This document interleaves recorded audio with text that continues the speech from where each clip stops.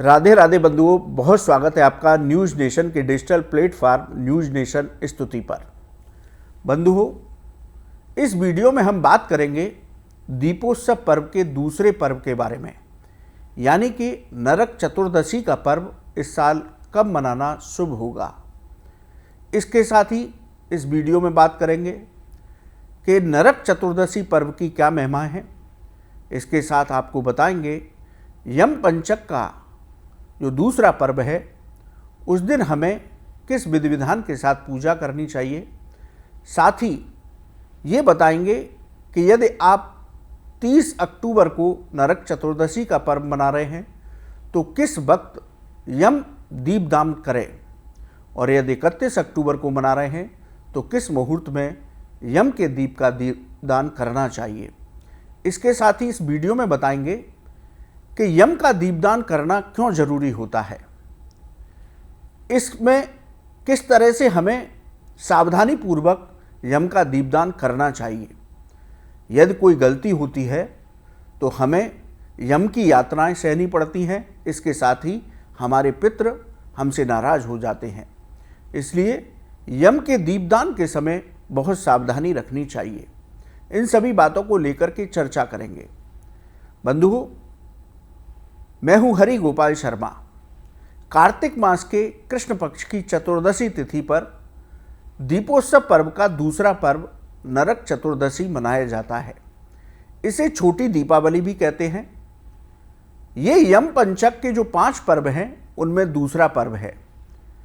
बंधुओं, इस साल दीपावली पर्व को लेकर के बेहद संशय की स्थिति है। नरक चतुर्दशी का पर्व 30 अक्टूबर को होगा या 31 अक्टूबर को, ये आप अपने आचार्य के अनुसार इस पर्व को मना सकते हैं, जैसे आपके आचार्य की आज्ञा हो। चतुर्दशी तिथि 30 अक्टूबर को दोपहर 1:15 से शुरू होगी और इसका समापन 31 अक्टूबर को दोपहर 3:53 पर होगा। यदि हम स्नान की बात करें, क्योंकि इस दिन स्नान का बहुत महत्व है, क्योंकि नरक चतुर्दशी को हम रूप चतुर्दशी भी कहते हैं, तो अभिहंग स्नान इस दिन किया जाता है, यानी कि हम महालक्ष्मी पूजा के लिए इस दिन तैयार होते हैं तन मन धन से। तो स्नान का मुहूर्त सुबह 5:43 से 6:52 पर होगा। बंधुओं, यदि आप 30 अक्टूबर को नरक चतुर्दशी का पर्व मना रहे हैं तो यम का दीपदान का मुहूर्त रहेगा शाम को 6:33 से 8:51 तक। वहीं यदि आप 31 अक्टूबर को नरक चतुर्दशी का पर्व मना रहे हैं तो शाम को 6:35 से 8:49 तक ये यम दीपदान का मुहूर्त रहेगा। इस प्रदोष काल में ही हमें यम देव का दीपदान करना चाहिए। अब बंधुओं, बात करते हैं नरक चतुर्दशी पर्व के बारे में। नरक चतुर्दशी पर्व भगवान कृष्ण की पूजा का पर्व है। इस दिन भगवान कृष्ण ने नरकासुर राक्षस का वध किया था, उसके आतंक से निजात दिलाई थी, साथ ही 16,000 कन्याओं को उसके यहाँ से मुक्ति दिलाई थी। नरक चतुर्दशी का पर्व हनुमान जी का जन्मोत्सव पर्व है, संकट मोचन का जन्मोत्सव पर्व है। हनुमान जी का जन्मोत्सव पर्व साल में 2 बार मनाया जाता है। एक तो छोटी दीपावली यानी कि चतुर्दशी तिथि, और एक मनाया जाता है चैत्र पूर्णिमा के दिन। तो आप नरक चतुर्दशी पर्व के दिन हनुमान जी का विधि विधान के साथ पूजन कीजिए, उनकी आरती कीजिए, उनको चोला चढ़ाइए, हनुमान चालीसा के पाठ कीजिए, सुंदरकांड का पाठ कीजिए, उनके मंत्रों का जप कीजिए, उनकी आरती कीजिए। तो ये पर्व इस दिन विशेष रूप से मनाए जाते हैं। इसके साथ ही शाम को यम का दीपदान किया जाता है। अब बंधुओं, बात करते हैं कि यम का दीपदान क्यों किया जाता है। बंधुओं, जब भी हमारी सनातन धर्म में ये परंपरा है कि जब भी हम कोई शुभ कार्य करते हैं या मांगलिक कार्य करते हैं तो सबसे पहले हम अपने पितरों का ध्यान करते हैं। पितरों के लिए नांदी मुख, श्राद्ध कर्म इत्यादि करते हैं, क्योंकि पितरों की यदि कृपा प्राप्त होती है तो हमारा मांगलिक कार्य, हमारा शुभ कार्य हमें शुभता के साथ प्रदान होता है उसके साथ ही उसमें कोई विघ्न बाधा नहीं आती। इसलिए दीपावली का पर्व किसी मांगलिक कार्य से कम नहीं है, किसी बड़ी पूजा से कम नहीं है।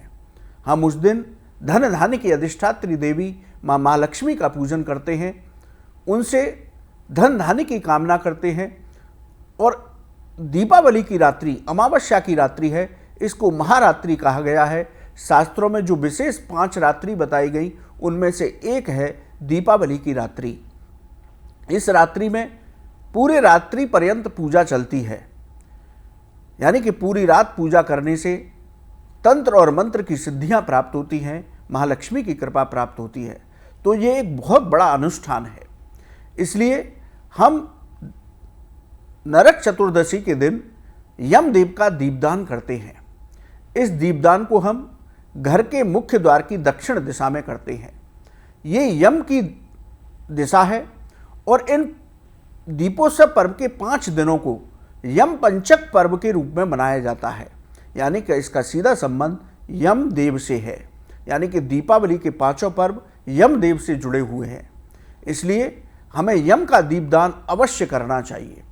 और यम का दीपदान करते समय कैसे करना चाहिए ये भी जान लीजिए कि आप आटे से चौमुखी दीपक बनाइए, उसमें तिल का तेल या सरसों का तेल भरिए और जिस स्थान पर आप घर के दक्षिण द्वार की दिशा में रख रहे हैं वहाँ पर पहले एक रंगोली बनाइए और उस रंगोली पर कुछ चावलों को हल्दी या रोली से पीला करके उन चावलों को उस रंगोली पर रखें। उस रंगोली पर दीपक को रखें। उस स्थान पर रंगोली बनाने से पहले गंगा जल छिड़ककर पवित्र अवश्य कर लें। इस तरह से उस दीपक को रखें। उस दीपक में कुछ चावल या जो धनतेरस को आप सामान खरीद करके लाए हैं खील बतासे, उनमें से थोड़ी सी खील उस दीपक के अंदर डालें। उसके साथ ही उस दीपक के पास कुछ मीठी वस्तु अवश्य रखें, चाहे वो बतासा ही क्यों ना हो, चाहे वो मिश्री ही क्यों ना हो।